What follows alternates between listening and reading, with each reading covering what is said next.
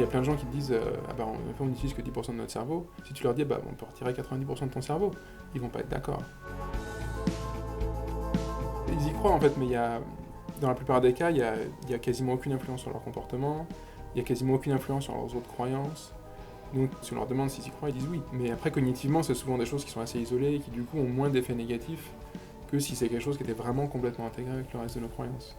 Ce qui expliquerait en partie la transmission de ces croyances-là, c'est pas le fait que les gens aient plus tendance à croire, par exemple, le fait qu'on utilise 10% de notre cerveau versus c'est faux qu'on utilise 10% de notre cerveau, c'est qu'une fois qu'on a la croyance, on a plus tendance à la transmettre, donc à transmettre la croyance fausse que la croyance vraie. Et que si moi je te dis, ah bah en fait c'est pas vrai qu'on utilise que 10% de notre cerveau, ça n'a aucune pertinence. Alors que par contre si je te dis, ah bah en fait on utilise que 10% de notre cerveau, c'est intéressant, il y a une espèce d'asymétrie qui peut suffire du coup à expliquer la diffusion relative de la croyance fausse par rapport à la croyance vraie. Tant que les gens ne sont pas d'accord un petit peu sur quelles sources sont fiables, ça devient très très difficile d'argumenter sur autre chose que des choses extrêmement locales, des trucs personnels quoi.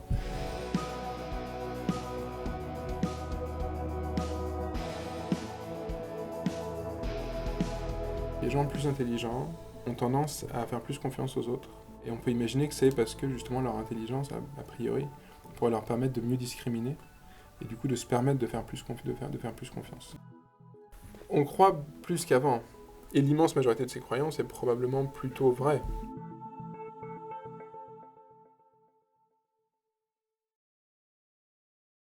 Bonjour, donc je suis Hugo Mercier, je suis chercheur en sciences cognitives à l'université de Neuchâtel. Je m'intéresse en particulier aux mécanismes psychologiques qui nous permettent d'évaluer les informations qu'on nous communique et à l'argumentation, donc la façon dont on convainc les autres et dont on évalue les arguments que d'autres gens nous donnent. Si vous êtes intéressé par nos recherches, Dan Sperber et moi avons écrit un livre qui devrait sortir au mois d'avril, donc au printemps prochain, sous le titre The Enigma of Reason en anglais et qui sera à un moment traduit en français, espérons-le. Est-ce qu'on peut distinguer connaissance et croyance? Bah, les positions sont, enfin tout le monde n'est pas d'accord sur le sujet. Moi-même, j'ai pas de position très forte dessus. En fait, je pense que psychologiquement, il y a plus un continuum vraiment entre les deux qu'une distinction nette. En fait, il n'y aura pas, je pense, de mécanisme psychologique qui s'occupe spécifiquement des croyances versus spécifiquement des connaissances. Il y a plus un continuum dans la façon dont les gens s'expriment vis-à-vis de leurs croyances ou de leurs connaissances, qui disent aux autres, bah, je crois ça, je sais ça, je pense ça, je devine ça. Mais je pense pas qu'il y ait juste deux catégories. Enfin, Est-ce qu'on peut dire que le cerveau est câblé, entre guillemets, pour croire? Je suis pas sûr de ce que ça voudrait dire en fait câblé pour croire. En fait, c'est sûr que notre cerveau est câblé pour former des croyances sur le monde qu'on a autour de nous. En fait, quand je vois une table, bah, je crois qu'il y a une table. Quand quelqu'un me dit quelque chose et que j'ai aucune raison de ne pas croire cette personne, je vais typiquement, enfin, tu vois, si tu me dis que t'es né tel jour à telle heure, bah, je vais te croire que t'es né tel jour à telle heure. Donc oui, on est câblé pour croire dans ce sens-là, mais on n'est pas câblé pour croire dans le sens où on serait câblé pour croire tout ce que les gens nous disent. Ok, donc on n'est pas câblé pour être crédule. Non, au contraire, on est câblé pour être pas crédule. Évolutionnairement, on sait que pour que la communication soit stable dans une espèce, quelle qu'elle soit, il faut qu'elle bénéficie à la fois aux individus qui émettent l'information et aux individus qui la reçoivent. Et donc la crédulité, typiquement, aurait tendance à suggérer que la communication n'est pas bénéfique aux individus qui la reçoivent, dans la mesure où qu'on leur transmette des croyances fausses, des croyances coûteuses, etc., ils les acceptent toutes, ou presque toutes. Et du coup, on a de bonnes raisons de s'attendre que les gens ne soient pas crédules, de même que n'importe quelle autre espèce animale qui communique, qu'on n'ait pas une tendance comme ça à accepter de manière indiscriminée tout ce que les gens nous disent. La communication joue clairement un rôle très très important dans l'écologie humaine, et du coup, on peut s'attendre à ce qu'une part descente du cerveau soit dédiée en effet à cette fonction. Qu'est-ce qui va faire que moi, je vais croire un tel et pas un autre? Quelles sont la collection de... Alors j'ai noté des éléments. Ses arguments, son identité, sa posture intellectuelle ou physique, son prestige, etc. Quels sont les facteurs? Il y a beaucoup de facteurs. En effet, il y a une manière de les catégoriser, c'est de penser en termes de facteurs liés à la source, donc la personne, ou bien la source, ça peut aussi être un journal par exemple, ou une chaîne télévisée, et le contenu en fait. Donc dans le facteur de source, en effet, il y en a plein. On estime si la personne est compétente de manière générale, si elle est experte dans le domaine particulier dont le message porte, sur lequel le message porte, si la personne est plutôt bien disposée vis-à-vis de nous, si elle a un intérêt à nous tromper dans le cas particulier, Puis en effet, il y a aussi des facteurs qui peuvent sembler un peu plus superficiels, qui peuvent jouer un rôle, comme est-ce que c'est quelqu'un qui est plutôt dans notre groupe ou pas dans notre groupe, quelqu'un qui est de notre sexe, pas de notre sexe. Mais après, en effet, il y a tous ces facteurs qui sont liés au contenu de ce qu'on nous communique. Donc est-ce qu'on dit quelque chose qui est plausible? Est-ce que les personnes ont de bons arguments? Est-ce que c'est cohérent? Est-ce que c'est précis? Et donc tous ces facteurs en fait sont a priori traités par des mécanismes en partie différents. Et ensuite ils sont agrégés pour qu'on se forme une opinion globale sur ce qu'on nous dit. Et qui en principe reflète assez bien donc, de manière générale, je pense qu'on est assez bon justement pour accepter des choses qui sont plutôt bonnes pour nous et puis refuser celles qui sont mauvaises. Et est-ce qu'on a accès consciemment aux facteurs initiaux ou on a conscience que de l'ensemble? C'est une très bonne question. En fait, je pense qu'il y a un peu il y a sûrement des facteurs dont on n'est pas conscient. Donc en effet, tu mentionnais tout à l'heure la posture physique par exemple. Il y a des facteurs qui font que les gens exhibent une certaine confiance en eux par exemple, qui font que les gens ont tendance à plus les croire. Ce qui n'est pas illogique en fait dans le sens où de manière générale la confiance a tendance à corréler avec le fait d'avoir raison. Après, ce qui est intéressant, c'est de savoir si les gens qui étaient très confiants et qui ont été crus, est-ce qu'ils sont punis d'une certaine manière, en fait, en tout cas en termes réputationnels, quand il s'avère qu'ils ont eu tort. Mais toujours est-il qu'en effet, donc notre estimation de à quel point quelqu'un est confiant va se faire sur la base du ton de sa voix, de sa posture, des termes qu'il utilise. Et certains de ces indices, comme les termes qu'il utilise, si quelqu'un dit je te promets que c'est vrai, on a clairement accès au fait que la personne ait dit je te promets a joué un rôle dans notre décision. Après, le ton, la posture sont des choses qui peuvent être en effet plus ou moins inconscientes. Ouais. Est-ce qu'il y a un âge, chez les enfants, chez les ados, où ça peut basculer, où c'est plus facile on va se forger un mode d'exploration du monde, ou est-ce que c'est très continu? Il y a des aspects continus en fait, c'est-à-dire que au fur et à mesure, donc quand on se retrouve dans des environnements nouveaux, par la force des choses, on va acquérir de nouvelles connaissances qui vont nous servir à évaluer les informations pertinentes. Donc quand on acquiert quand on commence un nouveau métier, on va acquérir des informations sur nos collègues, sur le sujet sur lequel on travaille. Et du coup, toutes ces informations vont bien sûr influencer la façon dont on évalue ce qu'on nous communique. Donc il y a un processus qui est assez continu de ce point de vue-là. Après, d'un point de vue un peu plus fondamental, des mécanismes qui nous permettent d'acquérir ces informations. En effet, il y a un développement. C'est sûr qu'un bébé de 1 an ne va pas évaluer les informations de la même manière qu'un adulte. Une étape probablement importante se joue un petit peu entre 3 et 5 ans. On peut imaginer que c'est l'âge auquel, dans l'environnement dans lequel on a évolué, les enfants commençaient à être sevrés. Et donc jusqu'à l'âge du sevrage, en fait, les enfants étaient quasiment toujours avec leur mère. Et du coup, ils avaient moins besoin de s'inquiéter un petit peu d'être manipulés par d'autres, en fait, parce que leur mère pouvait les protéger. Et après, ils se retrouvent à être beaucoup plus dans un environnement avec leur père, avec leur PAIR. Et du coup, là, il faut qu'ils commencent à faire plus attention. Et en effet, les expériences ont tendance à montrer que même si les enfants très jeunes et bébés vont avoir plus tendance à croire quelqu'un qui est sympa que quelqu'un qui n'est pas sympa, quelqu'un qui est compétent que quelqu'un qui n'est pas compétent, il semble qu'ils aient tout de même une espèce de tendance à croire l'autre, en fait. Quand quelqu'un leur dit quelque chose, si eux n'ont aucune raison de ne pas le croire, ils vont avoir tendance à l'accepter. Et après, même s'il se trouve que la personne, en fait, leur ment, en fait, leur donne de mauvaises informations, ils vont avoir tendance à continuer à la croire. Et c'est quelque chose qui, en effet, qui change vers 4-5 ans, disons. Puis après, en fait, au niveau de l'adolescence, il y a des phénomènes qui sont plus trait à des phénomènes un peu normatifs, en fait, où on essaie de s'intégrer dans un groupe. En effet, nos pairs, à nouveau PAIR, jouent un rôle capital. Et du coup, en effet, on peut être influencé par eux d'une manière qui fait sens d'une certaine manière, où en effet, c'est des gens qui vont être importants pour nous, qui l'étaient à nouveau sûrement plus dans l'environnement dans lequel on a évolué, dans le sens où maintenant, les gens avec qui on est au lycée ne sont pas forcément des gens qui finalement vont jouer une importance capitale dans notre vie, alors que dans l'environnement dans lequel on a évolué, c'était vraiment les gens avec lesquels on allait passer toute notre vie. Et du coup, développer de bonnes relations avec eux était quelque chose de plus important que ce que ça devrait l'être maintenant. Même pour ce qui s'agit des tout petits enfants, il y a un côté un petit peu contradictoire, parce que d'une certaine manière, ils font des discriminations moins fines entre différents interlocuteurs que ce que ferait un adulte. Mais d'un autre côté, de manière générale, c'est aussi beaucoup, beaucoup plus dur de les convaincre de plein de choses. C'est-à-dire qu'on peut les convaincre que le Père Noël existe ou des choses comme ça. Mais on peut essayer de les convaincre qu'il faut aller se coucher, qu'il faut qu'ils mangent leur brocoli, qu'il ne faut pas qu'ils embêtent leur petite sœur. Donc plein de choses desquelles on pourrait facilement convaincre un adulte. On peut dire à un adulte, écoute, aujourd'hui on va faire ça, et puis demain on fera ce que tu veux. Avec un enfant de 2 ans, ça ne marche pas. Donc d'une certaine manière, en fait, le fait qu'ils soient moins à même de bien discriminer les rend quelque part plus conservateurs, dans le sens où ils ont plus tendance à rester sur leur opinion initiale, enfin sur leur préférence initiale, que des adultes à qui on peut en effet faire croire plus de choses, parce que de manière générale, ils sont mieux à même de discriminer, donc du coup, ils peuvent mieux se permettre d'accepter des informations, même si elles sont, a priori, très contre-intuitives. Donc l'enfant, il va croire ce qui lui fait plaisir, plus. Et a priori, on apprend, nous, à croire ce qui n'est pas plaisant. Oui, c'est-à-dire que l'enfant va rester plus proche, en effet, de ses préférences ou de ses croyances initiales. Donc, par exemple, en effet, donc quand on est adulte, on peut faire des efforts pour essayer de manger des choses dont on sait qu'elles sont... Enfin, dont on a l'impression qu'elles sont pas très bonnes comme ça, mais dont on sait qu'elles sont bonnes pour notre santé. Alors que pour un enfant, ça lui passe un peu au-dessus de la tête en général. Et c'est... Même c'est reste difficile. On est d'accord. Est-ce que on est tous aussi crédules les uns que les autres? Sans doute pas. Mais du coup, qu'est-ce qui va rendre un individu, alors en fonction du contexte, mais déjà par rapport à sa personnalité, est-ce qu'il y a des traits de personnalité qui sont marqueurs de crédulité?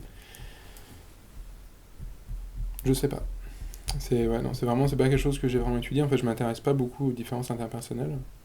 Et du coup, donc déjà, à nouveau, je pense que les gens ont tendance plutôt à être pas crédules. Il y a par exemple, parmi les choses qui sont quand même pertinentes, c'est les gens plus intelligents ont tendance, enfin plus intelligents en termes d'un point QI plus haut, ont tendance à faire plus confiance aux autres. Et on peut imaginer que c'est parce que justement leur intelligence, a priori, pourrait leur permettre de mieux discriminer et du coup de se permettre de faire plus confiance. Ils se font confiance à eux pour discriminer. Oui, exactement, c'est ça en fait. Et il semble qu'ils aient plus ou moins raison dans le sens où quand on fait des expériences dans lesquelles il faut déterminer si quelqu'un est digne de confiance ou pas, ils sont en effet meilleurs que d'autres. Enfin, ils sont meilleurs dans plein de tâches différentes, mais aussi là-dedans. Et du coup, en fait, ça leur donne un avantage. Donc, il y a une espèce de boucle de rétroaction positive qui fait que quand on commence par être un peu plus ouvert et à faire un peu plus confiance aux autres, du coup, on acquiert plus d'informations sur à qui il faut faire vraiment confiance. C'est-à-dire que si moi, je commence à te faire confiance, après, je peux me rendre compte si j'avais raison ou si j'avais tort. Si par contre, je te fais pas confiance, en fait, c'est très dur après de savoir si au final, j'aurais dû te faire confiance ou pas. Donc les gens qui commencent par en étant très fermés, en fait, ont tendance à le rester un petit peu parce qu'ils se rendent pas compte des opportunités qu'ils ont perdues en faisant pas confiance aux autres. Alors que quelqu'un qui fait confiance de manière peut-être un petit peu trop large au début, ce qu'ont tendance à faire un petit peu les enfants, du coup, idéalement, peut apprendre à qui il peut faire confiance ou pas. Et du coup, il y a une espèce de bénéfice secondaire au fait de faire confiance un peu plus que ce qu'on devrait, qui est qu'on apprend beaucoup plus que si on fait moins confiance.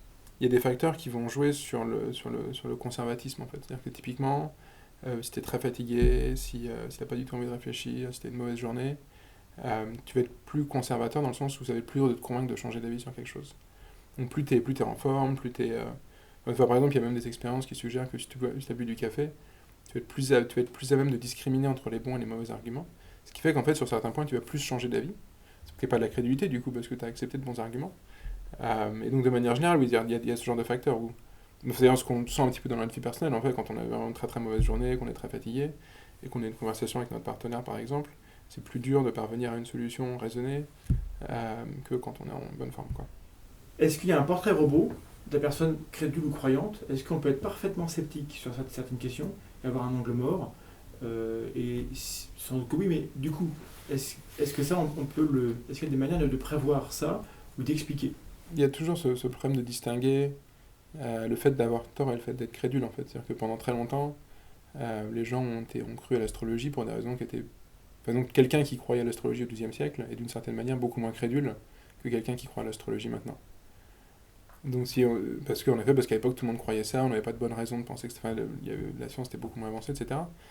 Et du coup, si on isole juste la croyance en disant ah bah les gens qui ont des croyances fausses sont forcément crédules, il y a un problème en fait parce que on peut très bien acquérir des croyances fausses tout en n'étant pas du tout crédule. Si tous les gens autour de nous se trompent par exemple, c'est très rationnel de croire à ce que tout le monde autour de nous pense si on a de bonnes raisons. Enfin, a priori, on est entouré de gens qui sont plus ou moins compétents, qui veulent plus ou moins notre bien.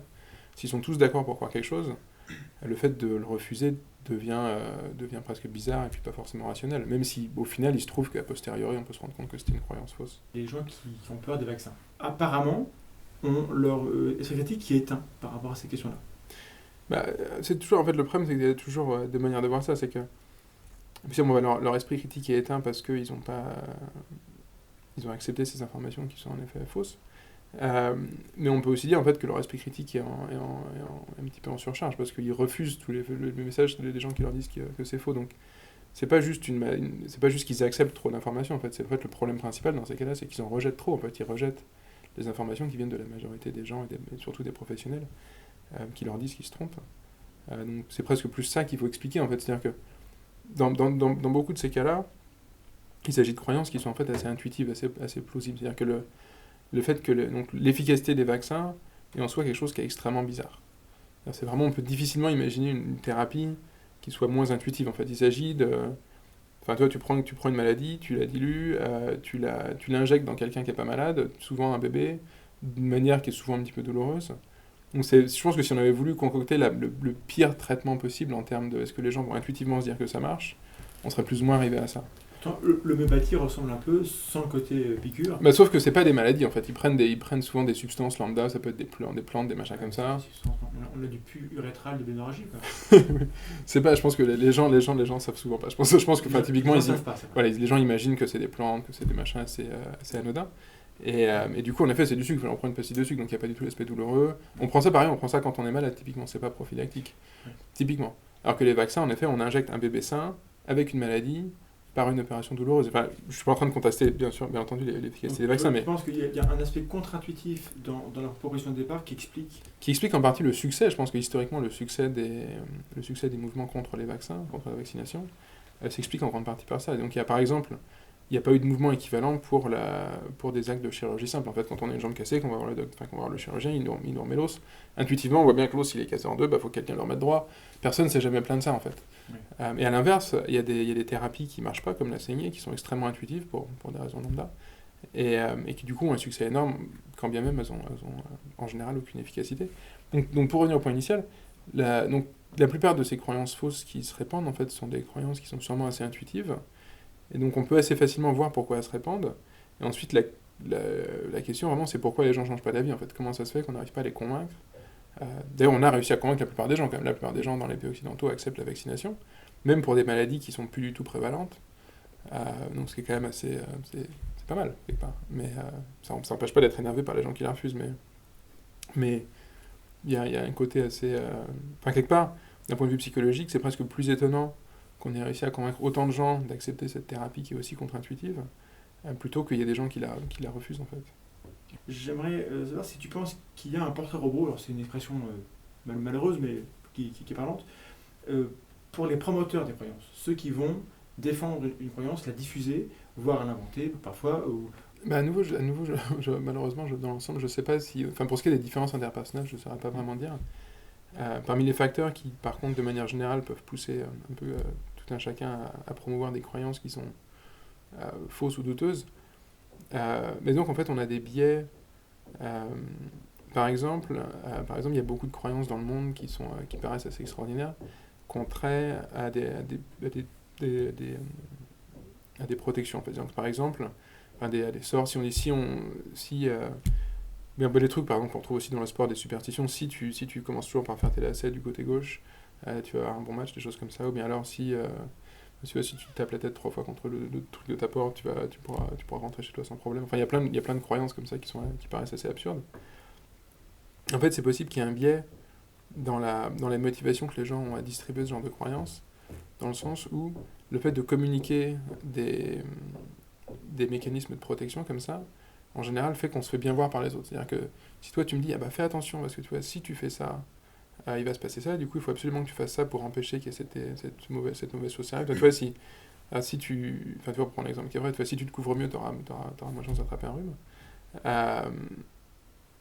Et du coup, moi je suis reconnaissant vis-à-vis de toi. En fait, je me dis, lui il est pas bête, il sait des choses intéressantes.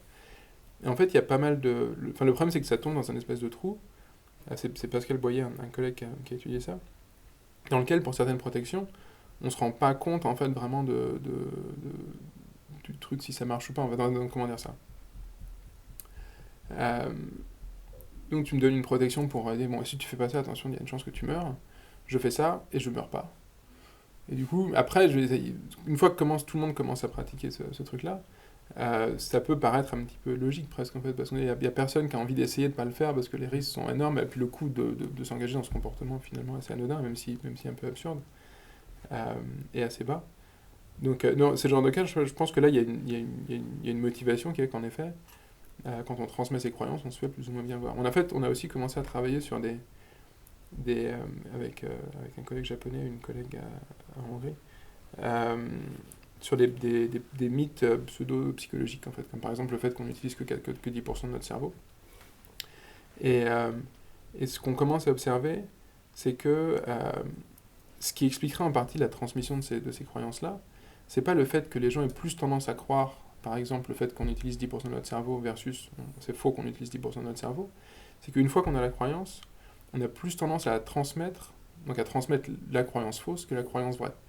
Et que si moi je te dis, ah bah en fait, enfin tu vois, imagine on parle pas de ça, enfin on n'a aucune idée préalable sur le sujet, ah bah en fait c'est pas vrai qu'on utilise que 10% de notre cerveau, ça n'a aucune pertinence. Alors que par contre, si je te dis, ah bah en fait on n'utilise que 10% de notre cerveau, c'est intéressant, tu peux te dire, ah bah lui il connaît un petit peu des choses, il connaît des choses intéressantes. Donc du coup il y a une espèce d'asymétrie pas tant dans la façon dont les gens évaluent les choses, mais dans la façon, dans la propension qu'ils ont à les distribuer, qui peut suffire du coup à expliquer la diffusion relative de la croyance fausse par rapport à la croyance vraie. Pourquoi on est prosélyte ? Mon intuition, ce serait de dire qu'il y a au moins deux intérêts. Un qui est les bénéfices sociaux, c'est-à-dire que c'est attendu des membres de la secte. Par exemple, quand on est mormon, quand on fait partie d'autres sectes, c'est attendu qu'on fasse notre part du travail, en fait. Et en fait, et puis après, il y a aussi un côté, bon, je pense pas que les gens nécessairement traitent ça consciemment, mais plus il y a de gens dans la secte, plus elle est forte, quoi. Donc, mine de rien, surtout quand on parle des sectes au tout début, qui sont extrêmement vulnérables quand le nombre d'adhérents est assez faible, ils ont vraiment un intérêt à recruter plus de monde, parce que ça veut dire plus de gens qui vont dévouer leur temps et leur énergie à la cause, etc. J'aimerais bien vite que tu nous dises quel était le rôle des émotions. Par exemple, sur ce qu'on disait tout à l'heure, de la façon dont se répandent certaines pratiques comme ça dont l'objectif est d'empêcher des très très mauvaises choses d'arriver, des événements catastrophiques d'arriver. On peut imaginer qu'en effet, donc la peur qu'on a, on dit, si je fais pas ça, je risque de mourir, ou je risque de tomber malade, ou il va arriver malheur à mes enfants. Là, il y a un aspect émotif qui fait que le coût de ne pas s'engager dans un comportement donné ou de ne pas accepter une croyance donnée est vraiment énorme. Enfin, par exemple, un exemple assez amusant, parce que quand on n'est pas impliqué directement, il y a pas mal de pays africains, et puis peut-être dans d'autres cultures aussi, dans lesquels il y avait... Enfin, par exemple, c'est quelque chose qu'on trouvait aussi au Moyen-Âge, quand les gens croyaient aux sorcières, au Moyen-Âge en Europe, des épidémies de voleurs de sexe. Des gens qu'on accuse d'avoir volé le sexe des hommes quasiment tout le temps. Enfin, c'est des sexes masculins. Nouer l'aiguillette, on disait. Ouais, c'est ça, ouais, exactement. Ouais. Et donc en fait, c'est souvent lié à des peurs vis-à-vis de l'impuissance, etc. On peut imaginer qu'en effet, donc, si il y a une peur, si on est dans un système de pensée dans lequel c'est quelque chose qui est pas complètement inconcevable, du coup, en effet, il y a une peur qui fait qu'on peut avoir tendance, si ce n'est forcément à accepter nécessairement les rumeurs qu'il y a des voleurs de sexe, mais en tout cas à les considérer, à les répandre. C'est-à-dire que quand on regarde la diffusion de ces rumeurs, c'est un travail qu'a fait Julien Bonhomme, on se rend compte qu'il y a beaucoup de gens qui les répandent sans vraiment y croire. En fait, ils disent, il y a des gens qui disent qu'il y a un voleur de sexe, etc. Parce qu'en effet, du coup, eux, ils se font un petit peu bien voir, parce qu'ils ont transmis une information qui peut être jugée comme étant utile par d'autres. Et puis ça leur coûte rien, ils s'engagent pas vraiment sur le fait que ce soit vrai ou pas. Et du coup, en fait, quand il y a assez de personnes qui pensent que c'est peut-être possible, des fois, après, il y a une espèce de précipitation, et puis il y a un événement qui fait que les gens ils disent, oui, là, il y a vraiment eu un cas de vol de sexe. Et puis, malheureusement, des fois, ça finit en lynchage. Mais quand on regarde chaque étape, en fait, c'est-à-dire que c'est souvent le cas de ce genre de phénomène, quand on regarde le phénomène global, ça paraît absurde, en fait, mais quand on regarde chaque décision individuelle, en fait, d'accepter ou de refuser une croyance, c'est beaucoup moins irrationnel que ce que peut n'apparaître le phénomène global. Enfin, c'est un peu la même chose pour les bulles financières. Quand on prend une bulle financière, on se dit, mais c'est vraiment absurde, il y a l'économie qui s'est écrasée. En fait, chaque investisseur suivait probablement une stratégie qui était plus ou moins rationnelle en soi. C'est juste que le fait que tout le monde fasse la même chose, du coup, ça a des effets vraiment néfastes. Et pour revenir sur les émotions, en fait, un autre point sur lequel j'aimerais dire quelque chose, c'est le fait qu'on a aussi souvent cette idée que les émotions sont contagieuses. C'est-à-dire que moi, quand on est à côté de gens qui rigolent, on rigole aussi, même si on n'a pas vraiment fait exprès. Et c'est quelque chose qu'on retrouve aussi pas mal dans la littérature scientifique sur les émotions, et qui est en fait globalement faux, en fait, dans le sens où, de la même manière qu'on est vigilant vis-à-vis de ce que les autres nous disent, où on ne va pas accepter de la même manière quelque chose que nous dit notre docteur ou quelqu'un qu'on ne connaît pas, etc., on évalue aussi les sources des signaux émotionnels. C'est-à-dire que, il y a un côté assez trivial, en fait, que quand notre enfant de 3 ans se met en colère, on ne prête pas trop attention. Si Don Corleone se met en colère, C'est pas la même chose. Il suffit qu'il y en ait un qui fronce un sourcil, alors que l'autre peut faire un caprice énorme. Donc il y a un aspect pas du tout contagieux dans le sens où c'est un peu la même chose avec les croyances. En fait, il y a toujours ce truc où, quand on voit que la croyance ou que l'émotion se transmet, on se dit ah bah c'est contagieux, parce qu'on voit pas tous les cas où elle se transmet pas. Alors, en fait, et c'est pareil dans le cas des émotions. En fait, il y a plein de cas où on voit quelqu'un qui est en colère, ça ne nous affecte pas du tout. Bien, il y a quelqu'un qui est en train de rigoler à une blague raciste qui ne nous fait pas du tout rire. Donc il n'y a pas du tout d'aspect bas niveau comme ça incontrôlable en fait. C'est-à-dire que tout est modulé par des informations qu'on a sur la source. Est-ce que c'est quelqu'un qui on peut faire confiance? Et pour telle ou telle émotion, on sait qu'il y a des gens par exemple qui vont pleurer très très facilement, d'autres qui montrent très très peu leurs émotions. Et on va calibrer nos réponses à leurs émotions en fonction de toutes ces informations. Donc c'est pas du tout quelque chose de complètement automatique comme ça qui serait... D'accord, donc il n'y a pas forcément une contagion de l'émotion des autres dans le fait d'adhérer. Non. Mais est-ce que une information, une proposition qui va générer une émotion, ça peut avoir un effet sur l'adhésion? Oui, ça peut, enfin dans les deux sens quoi. C'est-à-dire que, en fait, ça va avoir un effet, ça peut avoir des effets compliqués en fait sur l'adhésion. Par exemple, si on prend le cas des vaccins, euh, c'est possible que les gens, une des raisons qui font que les gens aiment bien parler des vaccins, etc., enfin, que c'est un sujet qui est assez discuté par rapport à d'autres formes de thérapie, c'est qu'il y a un aspect un petit peu de dégoût, en fait, il y a quasiment un truc de dégoût qui rentre en jeu, dans le sens où il y a une maladie qu'on essaie d'injecter comme ça, et ça fait qu'en effet, ça rend ce genre de discours plus intéressant, peut-être que d'autres formes de thérapie qui sont plus anodines. Il y a le côté aussi que c'est des enfants. Oui, il y a aussi le côté, enfin, qui rend aussi le truc émotionnel. Mais dans tous les cas, en fait, le fait que quelque chose va par exemple déclencher du dégoût, ça nous dit pas si... Donc ça peut faire que les gens vont plus en parler, mais ça ne nous dit pas s'ils vont plutôt l'accepter ou le refuser. C'est juste que c'est quelque chose qui est plus attirant dans le sens où voilà, on va plus s'en souvenir, c'est plus marquant. Mais ça ne nous dit pas si on va accepter ou refuser l'information au final. Il n'y a pas des travaux dessus qui mesurent ça ou... Par exemple, dans le cas du dégoût, il y avait des travaux assez intéressants sur la survie sélective des normes. Donc il y a quelqu'un qui a été retrouvé des normes de bonne manière à table au XVIe siècle. Et il a regardé en fait lesquelles étaient encore valides dans la plupart des cultures européennes aujourd'hui. Et s'est rendu compte qu'il y avait un énorme biais en faveur des normes qui listaient du dégoût. Donc, par exemple, une norme qui dit faut pas cracher à table, ça on le retrouve toujours. Il y a des normes beaucoup plus arbitraires du type de quel côté il faut mettre la couteau et la fourchette, qui elles ont tendance à changer beaucoup plus facilement. Donc là, on voit l'aspect où il y a des choses qui en effet sont plus sticky un petit peu, sont plus stables culturellement, parce qu'elles arrivent à déclencher certaines émotions. Mais à nouveau, ça ne veut pas dire nécessairement qu'on va accepter. Enfin, c'est pas parce que tu me dégoûtes avec ton histoire que je vais la croire. Donc peut-être que je m'en souviendrai mieux, mais ça va pas faire que je vais l'accepter. Qu'est-ce qui va jouer comme facteur dans la proposition pour qu'elle soit crue? Parce que même les rumeurs qui sont diffusées sans être crues, c'est bizarre, mais ok. Mais nous, ce qui nous intéresse, c'est le moment où on y croit pour de vrai. Le problème, c'est qu'il y a un petit peu une espèce de continuum en fait dans le pour de vrai.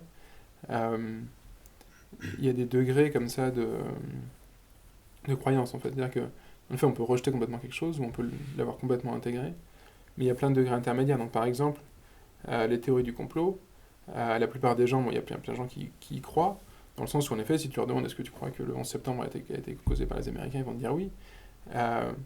Mais après, il y a aussi un sens dans lequel ils y croient pas vraiment, dans le sens où par exemple, s'ils y croyaient vraiment, en fait, ils devraient être cachés chez eux, ils devraient surtout essayer de dire à personne qu'ils croient ça, parce que les Américains vont essayer de les tuer. Enfin, il y a un côté incohérent, en fait, ils ont des incohérences énormes dans leurs croyances, qui font qu'elles sont pas complètement, c'est pas complètement intégré, quoi. Et donc du coup, il y a un degré, en fait, dans les gens. Donc les gens y croient dans le sens où ils disent aux autres qu'ils sont d'accord, en fait, mais... Enfin, c'est pareil, par exemple, exemple assez frappant, les gens, il y a plein de gens qui te disent en fait, on n'utilise que 10% de notre cerveau. Si tu leur dis on peut retirer 90% de ton cerveau, ils vont pas être d'accord. Donc ils y croient en fait, mais dans la plupart des cas, il y a quasiment aucune influence sur leur comportement, il y a quasiment aucune influence sur leurs autres croyances. Donc ils y croient dans le sens où ils l'endorsent, quoi. Si on leur demande s'ils y croient, ils disent oui. Mais après, cognitivement, c'est souvent des choses qui sont assez isolées et qui du coup ont moins d'effets négatifs que si c'est quelque chose qui était vraiment complètement intégré avec le reste de nos croyances. Est-ce que c'est un mécanisme ludique? Je sais pas, en fait, je pense que ça dépend vraiment des croyances. En fait, il y a plein de motivations différentes que les gens ont pour à la fois répandre et puis accepter différentes croyances. Donc, après, donc l'aspect, oui, il y a un aspect, je ne sais pas, j'utilise un ludique, mais il y a un aspect où c'est juste de l'entertainment, quoi, de l'amusement. En fait. Enfin, il y a plein de légendes urbaines comme ça qui se répandent, parce qu'en effet, c'est amusant, il y a un côté thrilling, il y a un côté, c'est comme une bonne histoire, quoi. Sauf que là, les gens y croient un petit peu des fois. Mais dans la plupart des cas, à nouveau, c'est rare que les gens prennent des mesures extrêmes en réponse à des croyances comme ça. Alors ça arrive, mais c'est quand même l'exception plutôt que la règle. D'accord. Alors, du coup, on va essayer de s'intéresser à l'exception, même si c'est pas ce qu'il faut Ouais. faire. Non, mais c'est intéressant. Du coup, voilà, on est, avec le contexte qu'on a à l'heure actuelle avec des idées extrêmes, est-ce qu'on a une idée de comment se passe l'adoption, l'adhésion, l'entrée dans les croyances qui vont engendrer des comportements extrêmes? Bah oui, à nouveau, enfin, je vais revenir à cette histoire, mais c'est plus un continuum qu'autre chose. Et dans pas mal de cas, ça risque de dépendre beaucoup du soutien, enfin, de facteurs logistiques, en fait. Donc il y a peut-être pas mal de gens qui... Enfin, il y a pas mal. Il y a sûrement... Oui, il y a des gens qui aimeraient bien peut-être s'engager dans des actes terroristes, des choses comme ça. Après, à quel point c'est facile, en fait, à quel point ils sont entourés de gens qui pensent la même chose, à quel point ils ont accès à des moyens de le faire, va avoir une influence énorme sur les proportions, enfin, sur les chances qu'ils passent à l'acte. Donc après, même un petit peu à degré de croyance égal, disons, quoi. Donc c'est sûr qu'il y a plein d'autres facteurs qui vont jouer un rôle. Donc, la croyance en elle-même, c'est pas elle qui va être le curseur, qui va indiquer... Un peu aussi jouer un rôle, c'est-à-dire qu'il y a quelqu'un qui va être extrêmement déterminé, parviendra à passer à l'acte, même s'il y a des obstacles plus importants que quelqu'un qui l'est moins. Mais donc c'est vraiment loin d'être le seul facteur qui joue un rôle. En fait, souvent on a tendance à se focaliser sur des facteurs internes, alors qu'en fait, en effet, il y a... par exemple, sur des choses comme l'accessibilité aux armes à feu, c'est très clair, par exemple, dans le cas des suicides, en fait. C'est vrai qu'il y a dans plein de pays du monde, il y a des gens qui essaient de se suicider. Il y a beaucoup plus de gens qui meurent dans les pays où il y a des armes à feu parce que c'est plus facile de ne pas se rater avec une arme à feu qu'avec un autre mode de... Enfin, par exemple, il y a les hommes ont plus tendance à... Les hommes arrivent beaucoup plus souvent à se tuer que les femmes, même s'il y a beaucoup moins de tentatives de suicide d'hommes que de femmes, parce que les hommes ont plus tendance à avoir accès à des moyens qui marchent bien que les femmes. Enfin bien, ça dépend de quel point de vue on se passe, mais... donc là, c'est un petit peu pareil, en fait. Il y a une question, il y a beaucoup de facteurs externes qui vont jouer un rôle et qui sont souvent ignorés, en fait. Quand on regarde juste l'acte, on se dit juste, qu'est-ce que croyait la personne, plutôt qu'en fait, tous ces facteurs externes qui jouent un rôle qui est souvent au moins aussi déterminant. On a tendance à surattribuer en effet, le comportement à des causes internes plutôt qu'externes. En fait, c'est un peu plus subtil que ça, dans le sens où ce qui se passe, c'est que ça, c'est le cas dans le cas des comportements mauvais, en fait. Quand quelqu'un fait quelque chose qu'on estime comme étant pas bien, on fait ça, donc on pense que c'est vraiment quelqu'un de pas bien, plutôt que de se dire, en fait, il avait une mauvaise journée, quelque chose comme ça. À l'inverse, quand quelqu'un fait quelque chose de bien, on a plutôt tendance à faire l'inverse. On se dit, en fait, c'est juste que... si quelqu'un donne beaucoup à des associations caritatives, c'est juste parce qu'il est riche, c'est pas que c'est quelqu'un de bien. Et à l'inverse, pour nous, on fait l'inverse. C'est-à-dire, quand on fait quelque chose de mal, c'est pas de notre faute. Quand on fait quelque chose de bien, c'est parce qu'on est quelqu'un de vraiment bien. À l'heure actuelle, Internet et les médias, est-ce que ça joue un rôle? Je pense que oui, mais dans quelle mesure? Est-ce que c'est mesuré? Et est-ce qu'on a eu l'idée de manière générale sur la dynamique des choses, sur la diffusion des croyances, sur l'adhésion sur... Oui, je veux dire, ça ne pourrait pas ne pas jouer de rôle. Enfin, les gens lisent les médias sociaux, lisent les médias traditionnels. Du coup, est-ce que Internet a changé quelque chose? Sûrement, donc ça a clairement facilité la diffusion de pas mal de choses. En fait, par exemple, quand il y a des événements catastrophiques qui se passent, il y a une diffusion de personne à personne qui se fait, qui existait quasiment pas avant. Il fallait surtout passer par des médias traditionnels. Et il semble que dans pas mal de cas, ça marche assez bien, en fait. Donc il y a des études qui ont été faites sur la réaction à des catastrophes sur Twitter, par exemple. Il semble qu'en effet, des fois, il y a des fausses rumeurs qui se répandent, mais elles ont tendance à être coupées assez rapidement, parce que les gens, maintenant, tout le monde a accès à un appareil photo. S'il y a quelqu'un qui dit, il y a une inondation là, le gars peut prendre une photo, montrer qu'il n'y a pas d'inondation. Et les informations qui corrigent les fausses rumeurs ont tendance à se répandre encore plus vite que les rumeurs initiales. Donc dans l'ensemble, il semble que ce soit des outils qui... donc de manière générale, avoir plus d'informations est une bonne chose. C'est très très rare, donc on a toujours peur, en fait, parce que on se focalise à nouveau sur les cas où ça marche pas bien. On a tendance à oublier l'immense majorité des cas où ça marche bien. Et d'ailleurs, les gens avaient exactement la même peur quand l'imprimerie s'est développée, ce qui paraît maintenant vraiment ridicule, quoi. On a du mal à imaginer qu'on était mieux sans livre. Et bien entendu, on regardera le développement d'Internet de la même manière dans, je sais pas combien de temps, mais dans certains moments. Comment se passe l'abandon d'une idée? Je pense qu'il y a deux grands moyens. En fait, un qui est l'exposition à des idées contraires, Et on a souvent l'impression que ça marche jamais, en fait, mais il y a pas, je pense, à ma connaissance, il n'y a pas vraiment d'études systématiques, parce que c'est assez dur à mesurer. Mais il y a pas mal de cas avérés, en fait, des gens qui sont vraiment très impliqués dans des organisations religieuses, même parfois assez extrémistes, et qui, par le biais de contacts, des fois par les médias sociaux, en fait, il y avait ce cas dans le... C'est quoi le nom de cette église, rappelle-moi, cette église américaine... Westboro. Westboro, voilà. Et merci. Et donc cette église qui est vraiment extrême aux États-Unis, il y a au moins une de ses membres qui a en effet qui a complètement changé d'avis en étant... Parce qu'il y a quelqu'un qui a pris le temps, en fait, de dialoguer avec elle par le biais de médias sociaux, et de lui montrer, en fait, en utilisant les textes de la Bible, en utilisant les textes qui sont censés être primo pour eux, qu'en fait, elle avait une position qui n'était pas cohérente avec ça. Donc, en effet, on peut se dire, bon, c'est intéressant que ça marche avec elle, pourquoi ça ne marche pas avec les autres? Peut-être que les gens n'ont pas pris le temps de le faire. Donc ça, c'est un moyen, en fait. Il y a des gens il y a des extrémistes religieux qui sont devenus athées parce qu'ils ont... Enfin, donc ça arrive, en fait. Mais le moyen principal, c'est en effet, c'est plutôt des changements sociaux, en fait. Tout d'un coup, il y a un moment où petit à petit, on change d'amis, on s'éloigne de certains membres de notre famille qui faisaient partie de ce mouvement-là. Du coup, nos croyances évoluent en même temps. Je pense que, donc, typiquement, il me semble que les gens qui étudient les phénomènes de conversion, donc, ce qui veut dire aussi déconversion, parce que typiquement, on quitte une religion pour en accepter une autre, suggère que c'est beaucoup des phénomènes de réseau. C'est-à-dire que, et c'est d'ailleurs, en effet, donc, les nouvelles sectes ou les nouvelles religions ont tendance à vraiment attirer les gens, essayer de les faire couper les ponts avec leurs relations, avec leurs amis et leurs familles qui ont d'autres croyances. Et du coup, c'est ça qui va diriger en grande partie. Après, à mon avis, c'est quelque chose qui est suffisamment intuitif pour que les fondateurs de ces sectes-là, qui en général sont des gens qui ont un sens assez fin de la cognition sociale, je pense, enfin, qui savent en effet influer, enfin, qui savent faire ça. Enfin, je pense que c'est intuitif pour quasiment tout le monde, en fait. C'est-à-dire que si on... D'ailleurs, quand on se rend bien, par exemple, si on a un ami qui commence à adopter des croyances qu'on juge comme étant un peu sectaires, par exemple, on voit bien que c'est rare qu'il fasse ça tout seul. Typiquement, il va avoir été influencé par des gens et on se rend bien compte qu'il s'éloigne des autres, qu'il se rapproche de ces gens-là et que c'est en partie ça qui pose problème. Si les gens rejoignent ces mouvements, typiquement, c'est parce qu'ils y trouvent quand même leur compte d'une certaine manière, ou en tout cas, ils y trouvent quelque chose. Et typiquement, sous la forme souvent de soutien social, de fraternité, des choses comme ça. Et en effet, du coup, l'idéal, ce serait d'essayer de leur fournir le plus de ces choses-là, pour qu'ils, du coup, ils aient plus vraiment l'intérêt à rejoindre les mouvements sectaires. Je voudrais pas non plus jeter l'opprobre sur les gens dont les membres de leur famille, en disant que c'est de leur faute parce qu'ils n'ont pas été sympas.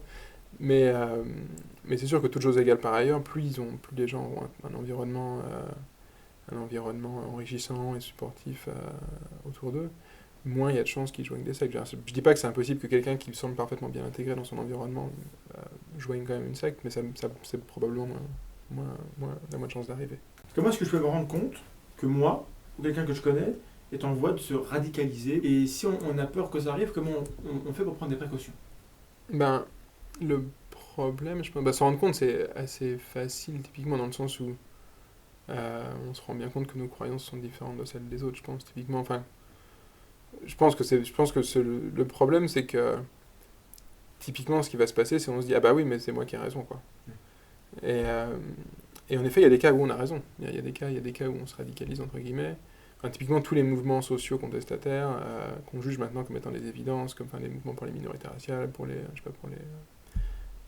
homosexuels, pour les femmes, etc., ont été portés par des gens qui étaient perçus comme étant extrêmement radicaux et complètement fous par tout le monde à l'époque, et qui avaient a posteriori raison d'une certaine manière. Donc, de même manière, l'athéisme, par exemple, il y a plein d'exemples. Quasiment toutes les théories scientifiques, en fait, au début, sont suivies par des gens. Et c'est ça qui est dur, en fait. Donc ça dépend, il y a des cas où la personne qui amène la nouvelle théorie, au moment où elle l'amène, amène des arguments suffisamment forts pour que tout le monde l'accepte, auquel cas les gens l'acceptent. Mais c'est rare, souvent il y a un décalage entre le moment où on a l'idée et le moment où on a des arguments empiriques suffisamment forts pour que les gens l'acceptent. Et du coup, pour la peine, le processus est entièrement rationnel. L'idée, c'est juste de dire qu'il y a plein de scientifiques. Donc une fois quand on est un scientifique et qu'on a une idée nouvelle, on se rend bien compte qu'on a une idée nouvelle, on se rend bien compte que les autres gens ne sont pas d'accord. Comment on fait pour savoir si on a la nouvelle théorie révolutionnaire ou juste qu'on se trompe complètement? C'est pas évident. Et c'est un petit peu le même problème qui se pose aux gens qui développent des idées politiques extrêmes. C'est-à-dire qu'a posteriori, il y a un tout petit échantillon des idées politiques extrêmes à un moment donné qui vont s'avérer être plutôt bonnes, mais l'immense majorité est mauvaise. Et c'est dur de savoir en effet. Donc tout le monde se dit qu'il fait partie de la minorité qui est bonne.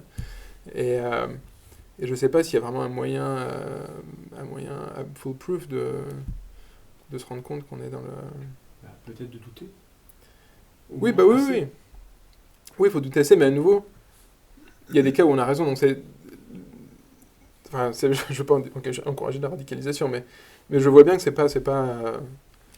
Donc en effet, donc la position, il y a la position raisonnable, c'est de dire, bon bah, je sais que l'immense majorité des gens qui développent des positions radicales ont tort, les chances que moi j'ai raison, objectivement, on peut essayer de trouver des critères un peu objectifs, de dire, bon, bah, est-ce que je suis vraiment beaucoup mieux informé que tous les gens qui sont autour de moi. Donc par exemple, en effet, quand on est scientifique, on peut se dire, bah oui, c'est vraiment un domaine que je connais mieux que tout le monde, j'ai vraiment de bonnes raisons de penser ça. On peut avoir une espèce de truc où on s'évalue seul qui peut marcher plus ou moins. Dans le domaine politique, c'est sûrement plus difficile. Est-ce qu'on croit plus ou moins qu'avant? On croit plus qu'avant. Alors, dans le sens où on a un nombre de croyances qui est supérieur de plusieurs sortes de magnitude à ce qu'on avait avant, par le biais en effet des médias, etc. Et l'immense majorité de ces croyances est probablement plutôt vraie. Après, je pense qu'on a plus de croyances fausses qu'avant, mais on a encore plus de croyances vraies qu'avant, quoi. Donc, enfin, typiquement, à nouveau, il y avait exactement la même chose qui s'est passé quand les livres ont commencé à se diffuser, que les gens ont commencé à savoir lire, où on voit pas mal de croyances fausses qui se diffusent, mais on voit aussi une diffusion de l'érudition de manière générale. C'est facile d'oublier à quel point les gens ne savaient rien du tout, à part les noms des gens de leur village, avant, et puis en effet, les techniques qu'ils utilisent dans leur vie de tous les jours. Et donc, en effet, on voit des croyances fausses qui se diffusent, mais il y a aussi beaucoup de croyances vraies qui se diffusent, et c'est aussi vrai avec les nouveaux médias. Donc, un peu ce qu'on disait au tout début, entre croyance et connaissance, plus il y a de connaissances, plus il y a de place pour la croyance.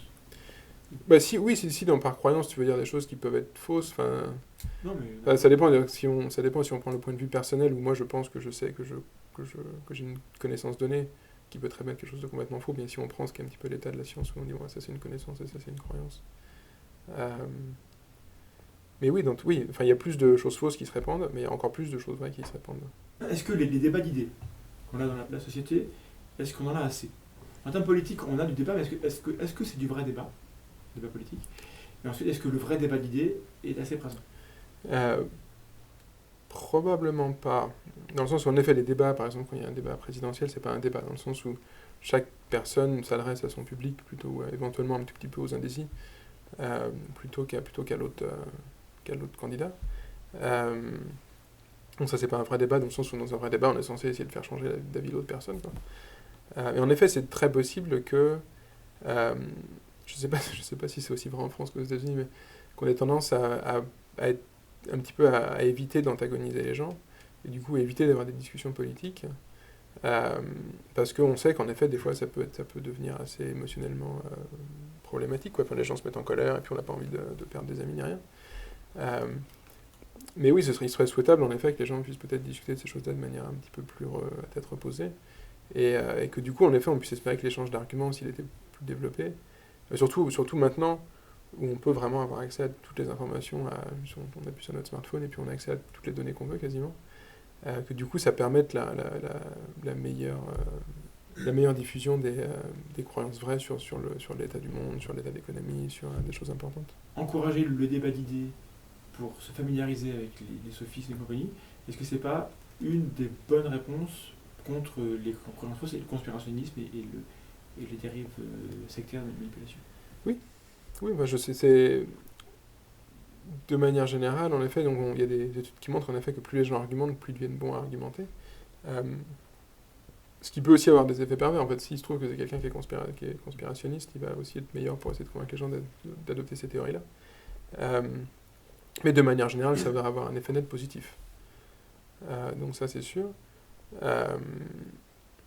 Après, en effet, donc c'est pas forcément une panacée non plus. Donc je pense que ça peut avoir un effet positif de manière générale. Est-ce que ça peut être suffisant?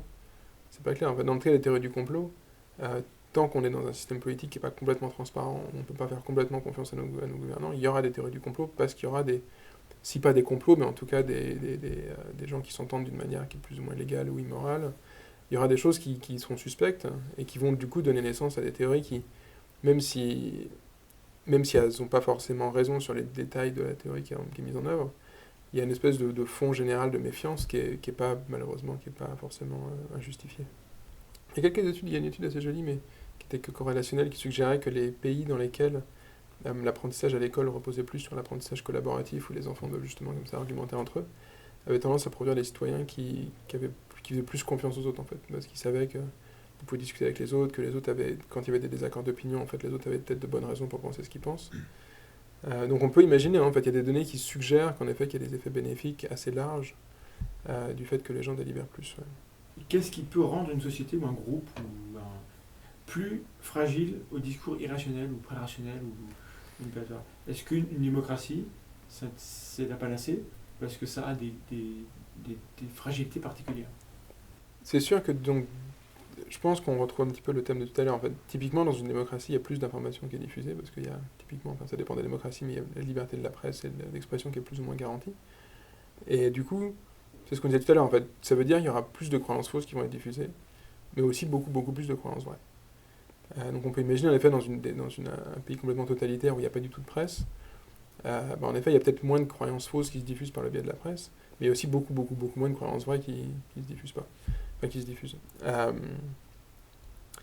Donc dans l'ensemble, c'est la meilleure solution qu'on ait trouvée.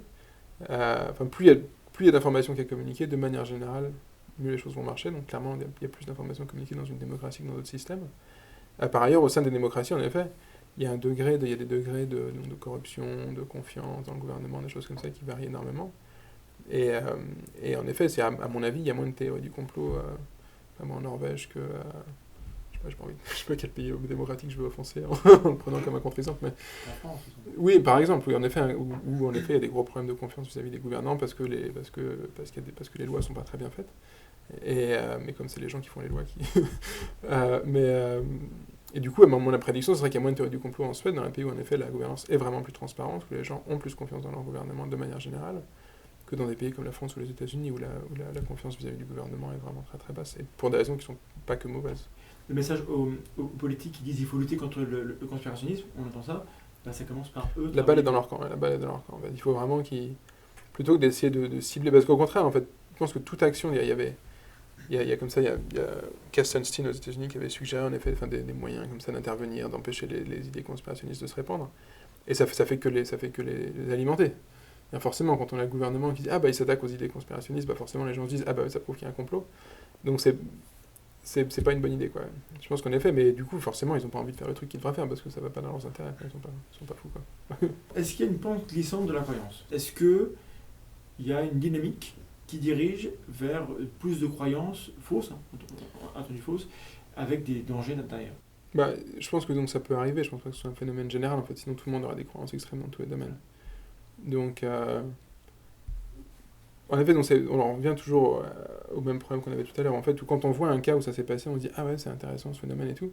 Mais en fait, pour comprendre vraiment le phénomène, il faut regarder l'immense majorité des cas dans lesquels ça se passe pas et essayer de comprendre ce qui fait la différence entre les deux, quoi. Donc, si on a tendance à se focaliser sur les cas les plus extrêmes, les comportements les plus absurdes, les croyances les plus irrationnelles, et si on prend pas l'espèce de cas le plus général où on considère tous les cas où les choses se passent plutôt bien, du coup, c'est facile de développer une mauvaise intuition, une mauvaise compréhension des mécanismes derrière. Typiquement, il y a des études de psychologie qui ont étudié ça, mais à une échelle réduite, du coup, parce que ça dure pas très longtemps, une expérience de psycho en général. Mais en effet, quand les gens, par exemple, réfléchissent seuls sur un sujet donné sur lequel ils ont déjà une opinion assez marquée, ils vont avoir tendance à devenir de plus en plus extrêmes dans leur opinion, même si ça peut être quelque chose de très bête, comme qu'est-ce que vous pensez de telle célébrité ou je sais pas quoi, mais... Parce qu'en effet, quand on réfléchit seul, on a tendance à surtout trouver des arguments pour notre côté, on a un biais de confirmation, tout ça. Et il se passe la même chose en groupe, où on a un phénomène de polarisation de groupe. Quand il n'y a que des gens qui sont d'accord ensemble, qui discutent, souvent, du coup, ils vont s'échanger des arguments qui soutiennent une conclusion sur laquelle ils sont tous d'accord. Du coup, ils ne vont pas bien évaluer ces arguments. Et du coup, ils vont développer des vues de plus en plus fortes. En effet, on revient un petit peu à ce qu'on disait tout à l'heure, vous avez l'importance des réseaux. Si on se retrouve dans un réseau où tout le monde est d'accord, et où malgré tout on se sent attaqué un petit peu par l'extérieur, ce qui fait qu'on a des raisons de continuer à discuter, à parler de ça entre nous. Par exemple, si je suis avec des gens où je sais qu'ils font que, comme ils soutiennent le PSG, moi je soutiens le PSG, c'est vraiment hypothétique, on n'a pas vraiment de raison de parler de ça nécessairement, en fait, on soutient le PSG, voilà quoi. À l'inverse, si on pense qu'on est un petit peu une minorité persécutée, on peut continuer comme ça, on discute de ça, on parle, on remet un petit... C'est pas qu'on remet en cause nos croyances, au contraire, mais on en parle, on se dit oui, regardez les autres, ils ont dit ça, mais ils ont vraiment complètement tort pour telle ou telle raison. Et du coup, en effet, on peut avoir une radicalisation. Euh, Par ailleurs, aussi au niveau, pour revenir aussi à quelque chose dont on parlait avant, au niveau du versant plus production, en fait, les intérêts que les gens ont à produire des croyances plus extrêmes, il y a pas mal de domaines dans lesquels il y a une espèce de compétition, enfin, typiquement des trucs conspirationnistes. Il y a une espèce de surenchère, en fait, dans les gens qui avancent des théories, ou si on avance juste une théorie lambda, où bon, les Américains ont fait en septembre, machin, il y a 500 000 personnes qui font la même chose, personne va nous le lire. Euh, Alors qu'en effet, si on avance des trucs qui sont plus extrêmes, qui paraissent encore plus bizarres, il y a il y a peu de chances que ça marche, mais au moins les gens peuvent potentiellement être intéressés, quoi. Donc on peut imaginer, en effet, c'est souvent, enfin on voit ça où euh, je disais avec une collègue qui a étudié le négationnisme en France, et en effet, tu as des gens qui viennent au début qui disent, bon bah, il y a peut-être moins de juifs qui ont été tués que ce qu'on pense, et qui finissent par dire, en effet, enfin, je veux dire, l'Holocauste n'a jamais existé, et on peut suivre assez bien leur parcours, en effet, où ils ont vraiment un intérêt comme ça, ils reçoivent du feedback positif des gens qui aiment bien leurs idées, et puis du coup, ils développent des idées de plus en plus extrêmes. Mais à nouveau, donc c'est vraiment l'exception plutôt que la règle. Donc, c'est-à-dire que pour ces cas-là, une sorte de remède, s'il y en a un, ce serait d'être ouvert aux gens qui pensent différemment et à interagir avec eux. Oui. Donc si jamais je me demande si moi je ne suis pas en train de me radicaliser, la bonne réaction, c'est d'aller au moins discuter avec les gens qui pensent différemment pour voir un peu ce qu'ils pensent. Ouais. D'accord. Après, souvent, on peut imaginer qu'il y a une espèce de, disons, de zone proximale, en fait, où il y a des... Donc, l'argumentation, pour que l'argumentation marche, il faut qu'il y ait du common ground, en fait. Il faut qu'il y ait des choses sur lesquelles on soit d'accord, qu'on puisse prendre comme point de départ de nos arguments. Et si on est d'accord sur quasiment rien, du coup, ça va être très dur d'argumenter. Donc, si par exemple on ne fait pas du tout confiance aux mêmes sources, c'est quelque chose qui arrive assez fréquemment, bah, du coup, étant donné que l'immense majorité de nos arguments vont faire appel à des sources externes, parce que c'est pas moi qui ai inventé des théories scientifiques ou je sais pas quoi, ou des données économiques ou des choses comme ça, si on n'est pas d'accord sur les sources, ça va être très très difficile d'argumenter. Donc, déjà, donc des fois, il y a une espèce de compromis entre trouver des gens qui sont vraiment pas d'accord avec nous, ce qui est bien parce que ça pourrait nous permettre de remettre en cause nos croyances. Mais en même temps, si on va trop loin, il n'y a pas d'argumentation qui sera possible. Et du coup, ça peut avoir un phénomène un petit peu un effet boomerang où on dit, bah, en fait, non, ils sont complètement à la masse, ils ne sont pas d'accord avec moi, je suis vraiment raison. Donc c'est pas évident de trouver le bon créneau entre ces deux trucs qui sont un peu en tension, quoi.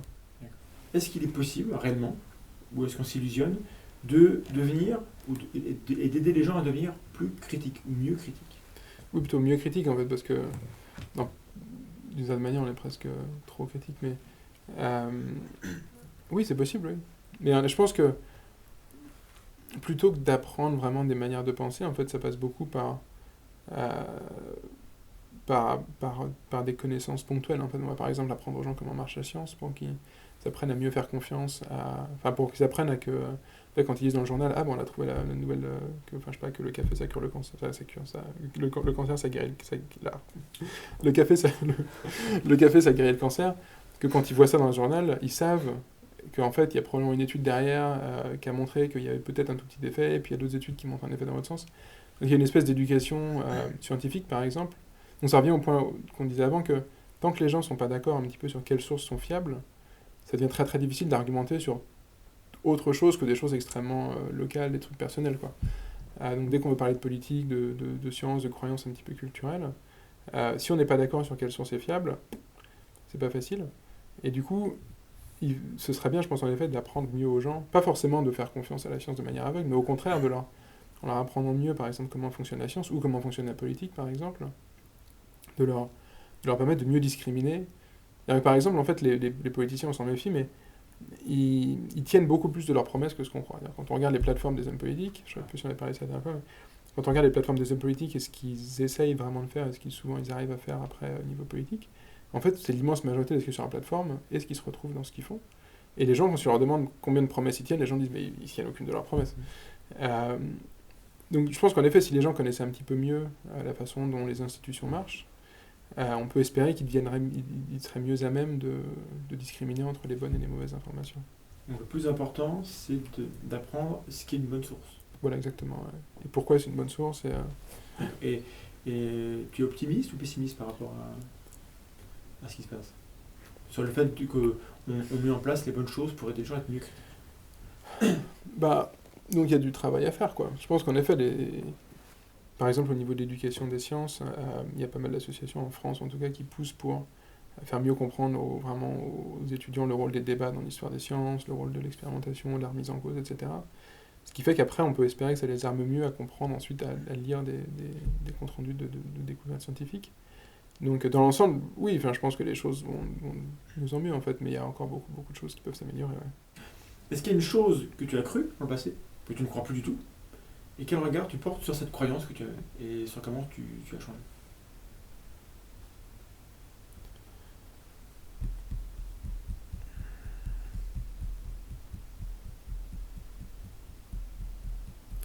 Je sais pas, en fait, je sais pas quel exemple prendre. Il y a eu tant que ça. Non. Bah, il y en a pas mal. En fait, je pense que politiquement, par exemple, j'étais beaucoup plus à gauche quand j'avais 20 ans que maintenant, quoi. Ce qui est un peu le cas de tout le monde, je pense. Mais sauf les gens qui sont déjà très à droite quand ils ont 20 ans. Mais je pense que j'étais vaguement religieux quand j'étais petit, en fait, jusqu'à la jeune adolescence. J'ai grandi dans un environnement qui était très très vaguement catholique. Dans le sens où on allait parfois à la messe, mes grands-parents ils disaient qu'il y avait Dieu, machin. Et puis à un moment, je me souviens parce que je me souviens assez précisément du moment où je me suis rendu compte que c'était pas, je devais avoir peut-être 13 ou 14 ans, où c'était pas compatible avec d'autres croyances que j'avais sur la science, sur la façon dont le monde marchait. Et puis du coup, j'ai laissé tomber tout ça. Est-ce que ça a été un moment important pour ton parcours à toi, parce que tu t'intéresses quand même aux croyances? Est-ce que c'était important? Et est-ce que tu trouves qu'il y a pas une belle morale, mais est-ce qu'il y a une leçon à tirer de ce passage-là? Une leçon? Non, je vois pas faire leçon. En effet, ça illustre le fait que quand on est confronté à des arguments, dans ce cas-là, moi, il y avait d'un côté, il y avait une espèce de cercle familial qui était plus ou moins religieux, et aussi des amis un petit peu. Et ça n'a jamais vraiment été extrême, mais puis d'un autre côté, des arguments sur comment marche la science, etc. Dans ce cas-là, les arguments ont gagné. Alors qu'il n'y avait pas, pour la peine, il n'y avait personne dans mon environnement qui était scientifique ou qui était académique. Donc c'est juste en lisant des livres, on peut ça peut marcher en fait. Donc j'en ai fait l'expérience. Je viens pas d'un truc extrême, donc la transition n'a pas été spécialement douloureuse ni difficile.